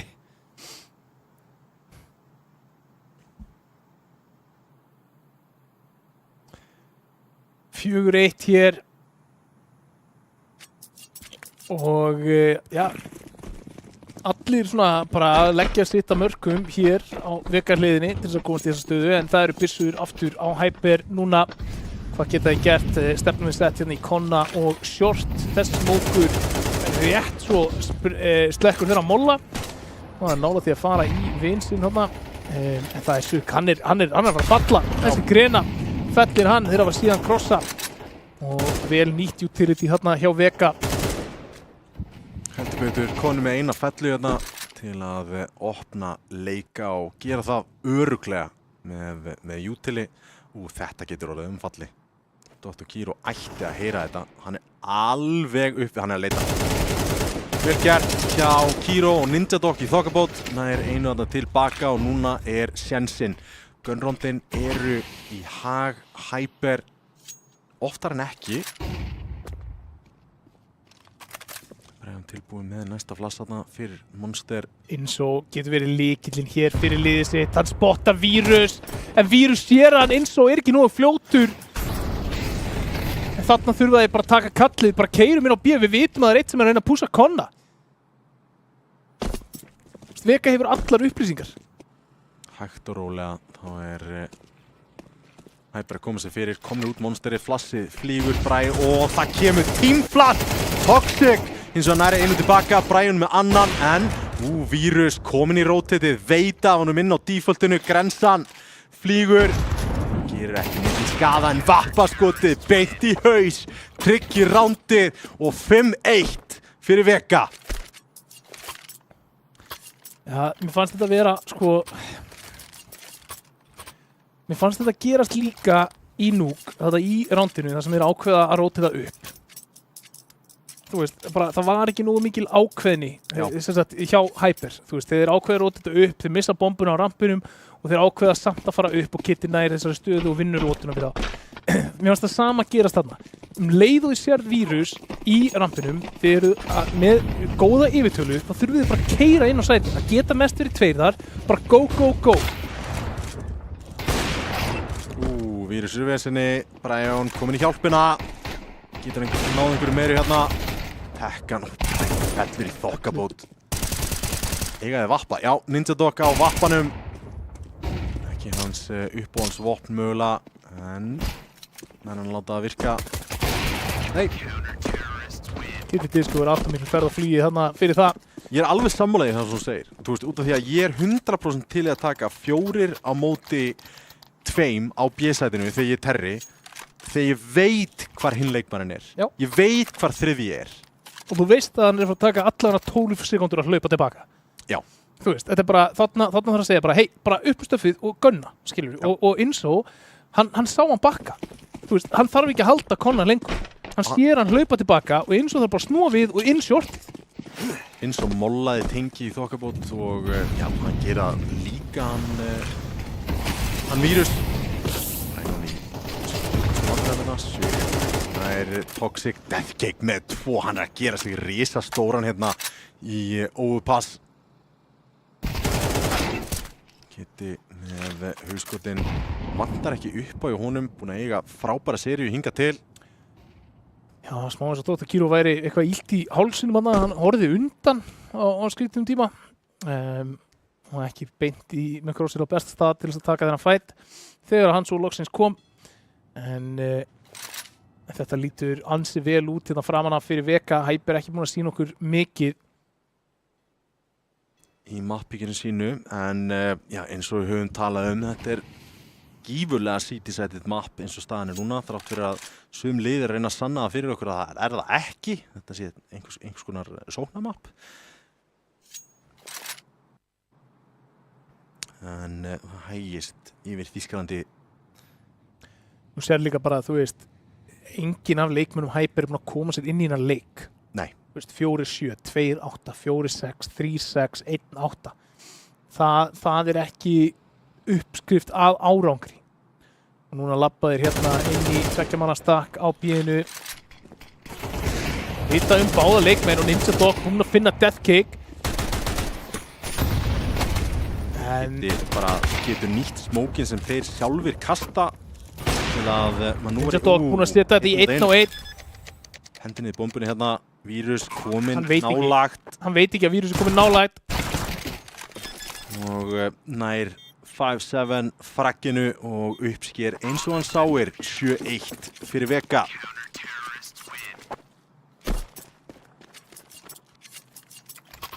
Það verður að segja samt að þetta var mun meira close round heldur en ég hefði giskað á. En það séu bara, Ninja Dog stígur upp hann 1 round, 7-7, komið stiglinnu á hann. Það er bara, það eru þessar framistuður sem að skilja á milli þeirra að vinna þessi round eða ekki. Þessi smókur hittir á ranga stað. Innsorti koma er Deathcake, aggressífur, nær bakka þarna í kjölfarið. Og mæta bara smoke. Deathcake, það sjálf einhver fari á sandpókan á shortinu. Kitty með glæsilegt skot þarna. Þú veist, núna verð ég bara að segja, Tommy. þetta default sem Hyper að spila bara ekki að virka. Eftir þetta round þá þurfa þeir að breyta til. Tvímælalaust. Þeir þurfa að reyna að finna hvar vírusið og fragga Brian. Ég meina, þú veist, þeir eru búin að keyra bara sama playbookið hérna til þess að opna roundið, bara fara að ná shortinu og þú veist, þetta mjög standard default. Við skulum alveg gefa þeim það að þetta líka alveg standard af ástæðu. En Vega bara með svarið. Þeim líður bara vel að spila á móti þessu defaulti. Það bara nokkuð augljóst. Góð opnun hjá Drjóla og Dr. Kiro nær Deathcake á B-inu. Kitty sko samt í góður stöðu til að mæta Dr. Kiro gerir vel, finnur annan leikmann en það trigger disciplín hérna hjá Kid Disco. En það Vírus hér, 1 á 2, flassið ekki nógu gott, Vírus búinn að finna braggið, veitum síðasta mannin rétt og geigar. En Dr. Jóli Drjóli sér að loka þessu rándi 7-2 fyrir Hyper. Og þarna eitthvað að frétta. En það kom ekki á bakinu á þessu defaulti. Það kom á bakinu á góðum skotum og góðu playi frá Drjóla þarna í miðjunni, seint í rándinu. Já, nær þarna Brian og teygir úr vörninni í þokkabót, koma 2 fröggat á B-inu, Kitty, skilin bara 1 eftir þarna shortinu upp á standbókunum, það dálítið erfið staða til að standa, opinn fyrir, öllum. Sjáum sama defaultið hér aftur. Og flassið gott. Þú veist, það bakka 2 menningin smókir hana og þeir bara moppa þetta upp, Vega. Þetta var mjög hratt ránd. 8-2, þeir voru lamdir niður þarna. Þetta bara, sko, þú veist, kallið þarna hefði átt að vera strákar, við erum búin að reyna þetta default 4 sinnum, við erum alltaf búin að tapa því. Gerum eitthvað annað. Já, tökum bara eitthvað. Þrátt fyrir það erum við unnið rándið. Bara gera eitthvað annað. Það hlýtur að koma moment þar sem að Vega að fara að gera eitthvað bara skilvirt á móti þessu, ennþá skilvirkara heldur en að vinna kannski í early game hérna 2 frögg á móti 1. En áfram halda þeir, það alltaf verið að keyra út shorti. Komnir inn shorti, Kitty nær 1, þeir eru ennþá í boostinu, M4-arnir klára kúlurnar, Deathcake fellur, mistu af báðum leikmönnum í gegnum shortrörið og þetta ætti alltaf að vera round fyrir Hyper. At first you don't succeed and try again, það virkar vist stundum. Heldur betur, en ekki á þessu sinni. Já, virkaði núna. Ég meina, þú veist, en samt ekki, af því að, þú veist... Þeir breyttu til, þeir fóru hratt, skilur við. Ég líka svona spá, þú veist, ætlaði að hafi verið smá svona, sko, Vega bara eitthvað, það getur ekki verið að þeir koma eftir shortið. Bara, við erum bara að berja á niður hérna 4 sinnum í röð, 5 sinnum í röð, erum við búin að vinna hérna 30 á shortinu. Þetta var svona, they don't know that we know that they know, sko, moment. Þeir leka á sjálfa sig. Herru, við erum að sjá eitthvað nýtt. Þeir eru á leiðinni í áttina að Fountain. Sök fellur í tenginu. En sko, misti Vírus eða möll. Á þessum tímabúti þá væru Hyper búnir að taka shortið ef þeir væri að taka defaultið sitt. Dr. Kiro á short sandbags væntanlega koma í lörkinu þegar þeir eru komnir í gegnum 5-una. Það sem að Hyper vita ekki að Vírus veit nákvæmlega hvar hann er. Klúrar hins vegar fyrsta skotinu. Þetta getur verið dýrt. Mollar á 5-una, grensan. Þetta var ekki frábært, en við erum að strauja hérna á Vírus en hann finnur fyrsta skotið. Hann er mjög lár og staurblindur eins og ekkert gert til varnar og Vírus klárar þetta 9-3 hér í hálfleik, Tommy. Erum við að fara að sjá Hyper koma tilbaka í sítisettinu sínu eða Vega bara aðeins of stór biti?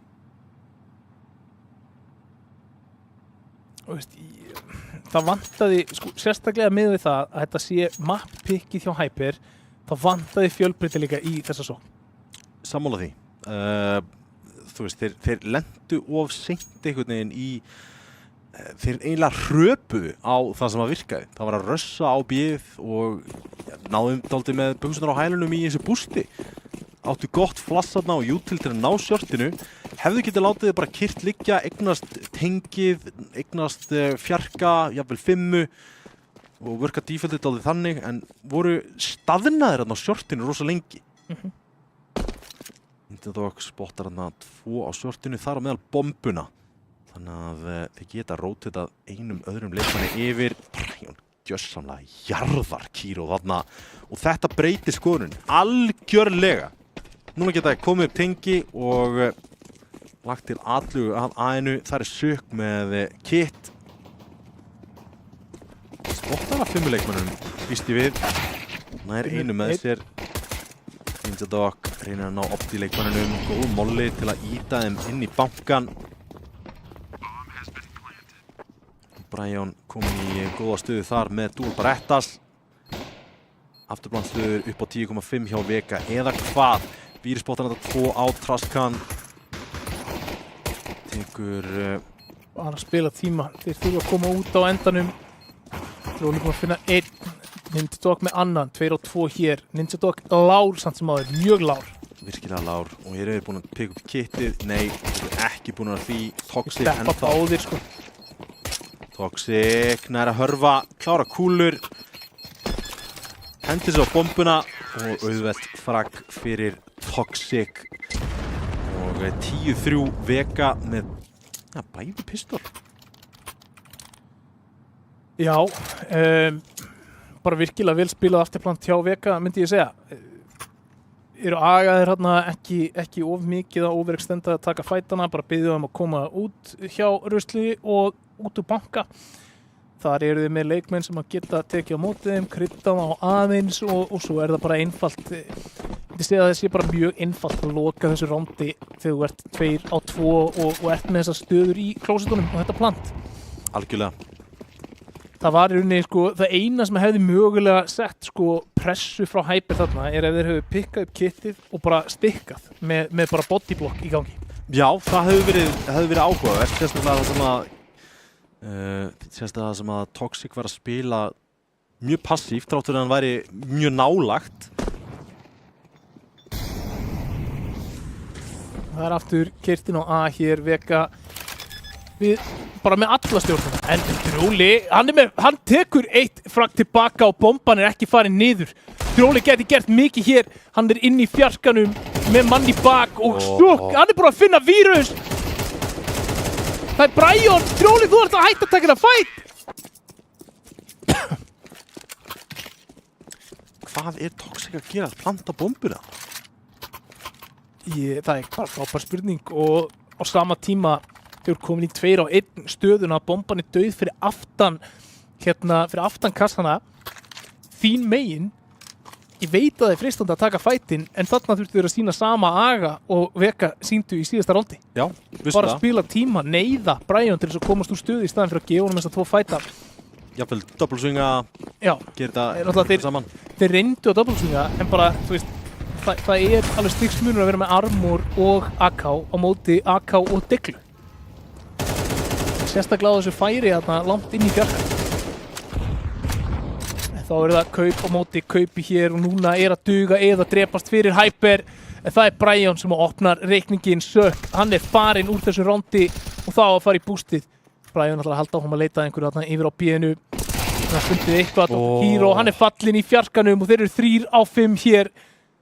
Þetta geti verið smiðishöggið þarna fyrir Vega í þessu einvígi. Brian komið inn svo í þokkabót, Nintendog og Droli 1-2 eftir. Það var vissulega verið heitustu leikmennir í liði Hyper hér í þessu mappi, en það er ekki nóg. Bomba fer niður, 1 hauskot til Vírus, en þetta ránd er gefið. Þeir eru ekki að fara að leyfa honum að halda þessari byssu frítt, sem er nákvæmlega sem er upp á teiningin með akkurat núna. Brian hins vegar með bakið í banka, gefið frá sig AK-in, en nú að vita hver hann er. Það ætti að vera sett örlítið púður að sækja þennan AK, en ekki of mikið. Það er já, fallegt hauskot hjá Kidda Disco sem að gerir út þetta ránd og 12. fyrir Vega. Einu rándi frá undan úrslitum. Já, og Hyper með peningin á ömurlegum stað. Já. Þeir höfðu ekki mikinn séns til að koma sér inn á leik og það byrjaði allt á pistolrándinu og síðan áttu þeir algjört tækifæri á silfurfati í það síðasta rándi þar sem að þeir eru 2 á móti 1. Þetta er ránd heldur betur. Lítur ekki vel út. Þeir reyna eitthvað hérna eins og með 2 fellur.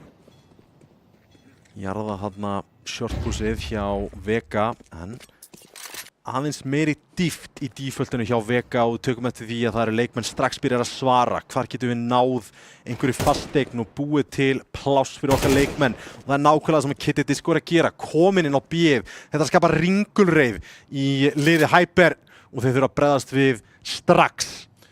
Þú veist, hann á bíð bara svo djúpt. Vissulega, þeir geta í rauninni bara beðið, séð hvort að eitthvað kemur til þeirra. Dr. Jóli á shortinu, hann getur brugðist við mjög fljótt. Kíró smókar út en þessi smókar nær ekki til hans, sukk fellur fyrir Kidda Disco, fyrir ekki öfugt. Já, Hyper að ná að klóra þetta ránd tilbaka og settir í erfiða stuði hérna. Eitt fraggan hefði verið frábært fyrir Vega í komandi rándi en enn og aftur. Og þeir hefðu ekki geta reiknað með Dr. Jóla á shortinu og já, fá í rauninni ekkert út úr þessi flanki hjá Kidda Disco. Nei, og Hyper ekki döður og öllum æðum hér halda sér á lífi í þessum leik. Það er náttúrulega mikil brekka framöndan en ef það er eitthvað mapp í púlinu akkurat núna þar sem þú sér lið taka 8 lotur í röð á sétiliðinni og þá er það overpass og munum að þetta er mappikið hjá Hyper þannig að hvað erum við að fara að sjá hér? Þetta flass hefði nú búið til skemmtilegan glugga fyrir Brian en því miður flassaði hann líka. Hérna kemur þetta frá Dr. Kíró niður en gerir lítinn skada. Þeir eru framalega hér til varnar. Deathkick, hann er komin í bakið á þeim. Og það er alltaf fallum sjálft sig, allt í einu vírus, einn eftir. Deagle Blaze í höndunum. Getting grensu. Einu myndan tilbaka. Eitt annað fragg. Myndi gefa gæfumuninn en allt kemur fyrir ekki. Og aðeins meira byrjaði að lifna yfir mönnum Hyper. Ef það er eitthvað sem mun fleita þeim yfir endamannslínuna hérna og knýja fram jafntefli að þá verður það að ef þeir geta spilað með sjálfstrausti. Já. Ef að þeir geta bara trúa því statustöðu að þessu betra liðir inn á þessum server að þá er það eina leiðin sem ég held að þeir mun taka Vega þetta niður. Við skulum samt alveg hafa það í huga að það er ekki búið að reyna rosalega mikið á sóknina hjá Vega. Þeir eru búin að fá þarna 1 gun round og svo ná Hyper að klóra tilbaka í rauninni í spar-roundinu sínu sem kemur þar á eftir. Þannig að við eigum ennþá eftir að sjá hversu djúpt þetta default getur verið hjá Vega, hvað þeir geta dregið upp úr glósupókinni og þá hvernig Hyper svara því. En peningurinn komin í ágætt lag hérna hjá Hyper, þeir náttúrulega mega ekki við að tapa neinum rándum, þannig að þetta lofar góðu fyrir einhvers konar comeback run hér frá þeim og bara 7 lotur eftir til þess að knýja fram framlengingu. Það er þá 9 í röð sem að er svakalegt. Það er gott en bara aðeins of margir líkamarna frá Vega. Málinn kemur frá Inso og þetta rotate, allir fallið niður. Rosalegt overrotate og í rauninni er þetta rétt rotate eins og staðan er núna. Þeir halda sér uppi, ákveða Deathkick. Þægilegt. Það er í annað skipti sem Inso er tekin á það. Sama bústir. Maður er bara að horfa eftir þessu bústi í dag. Það er bara þannig. Brian nýti sér terroristmókana til að búa til smá pláss og vera tilbúin að hoppa til. Sökki info. En spottar þetta út. Nær hins vegar Kidda Disco en Deathkick ready í rífrækinu. Dr. Jóli tilbúin í brekkunni. Brian, hann klírar ekki út brekkuna! Hann sá hann! Það Dr. Kiro hér 1-3 með vappan til þess að halda þessu leik gangandi og hann þarf að gera rosalega mikið með vírus í bakinu á sér líka og Vega getur bara gert það sem þið gera svo vel. Það bara að hæja aðeins á. Ég meina, vírus að labba niður í banka akkurat núna og hlýtur að vera að kalla bara hei, chilliði bara. Þurfum bara að bíða eftir að komast í undanúrslitaleikin akkurat núna, bomba niðri 12 round og 1 á móti 3 nær fyrsta, grípur í 5-7, 1 maður í bak og horfið tilbaka með þess að já, horfið tilbaka en allt kemur fyrir ekki. Það 13-5 og Vega eru komnir í undanúrslitin.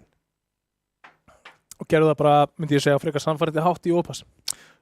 Já, 100% overpass og maður setur ákveðið spurningamerki við þetta map pick, að pikka overpass þegar að terrsætið lítur svona út.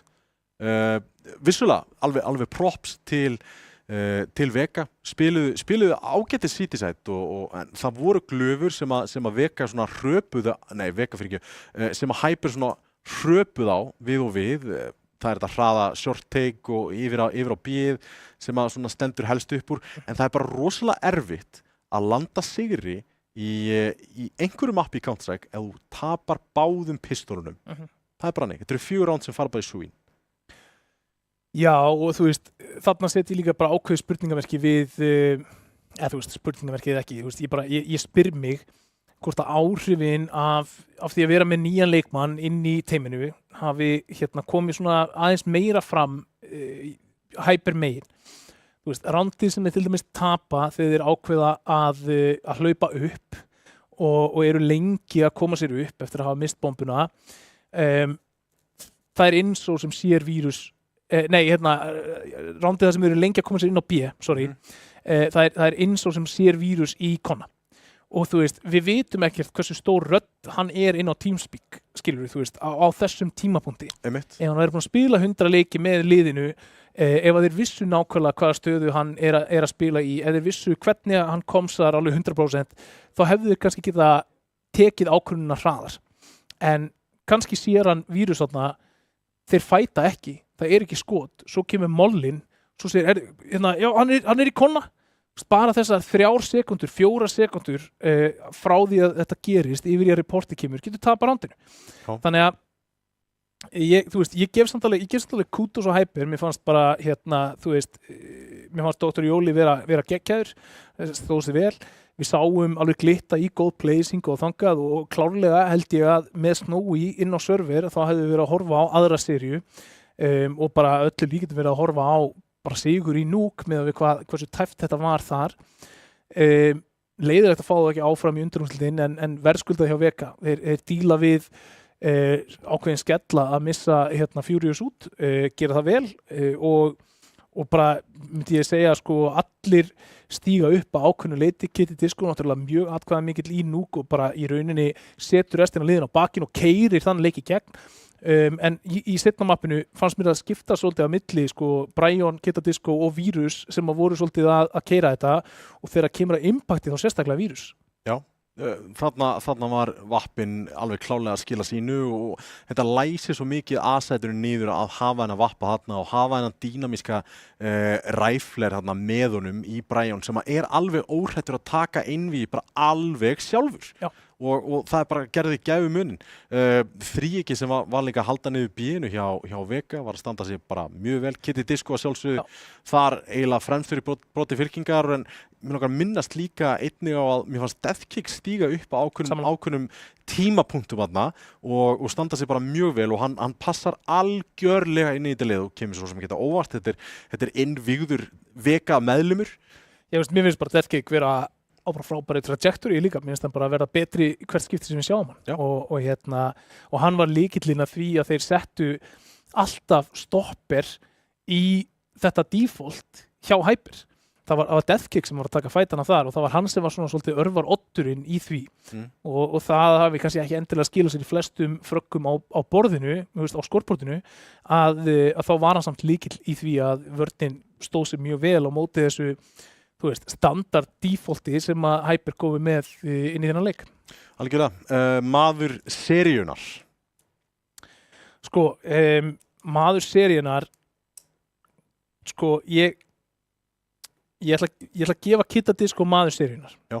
Af því að hann var líka bara solid á Overpass og ef við ætlum að tala skilurðu, þú veist, einstaklingin sem að bara vann þessa seríu fyrir Vega, að þá getum við bara ekki horta fram hjá 30 bombu draga liðið sitt sko á eirónum yfir endamarslínuna í leik nummer 1, skila sér inn góðri framistöðu í mappi nummer 2, en ég verð að gefa líka sko sérstakt shoutout í rauninni á fannst mér sko, þú veist, Vírus, Brian og Deathkick, og þá sérstaklega Vírus, þar sem að þráttur að hann hafi ekki verið endilega hæstur með flestar fellur inn á sörðunum, að þá voru sko fellunar sem að hann tók voru fellur sem unnu rámt. Já. Hann var einhvern veginn alltaf vel staðsettur, hann var alltaf á bara réttum stað til að setja pressu, hvort sem hann væri í postplanti, hvort sem hann væri í eftir plant, og bara spilaði þetta mapp virkilega vel. Ég skal bara vera 100% sammálaðir og eiga mjög verðskuldaða leið þarna inn í undanúrslitinn, þar sem að þeir mæta, mér langar að segja KBJ, en ég er ekki 100% viss. Við sjáum það þegar bracketin er tilbúin. Hins vegar, þá er prógraminu lokið í kvöld. Hins vegar, á fimmtudaginn er Saga á móti Þór og það verður heldur betur skemmtileg sería. Við sjáumst þá.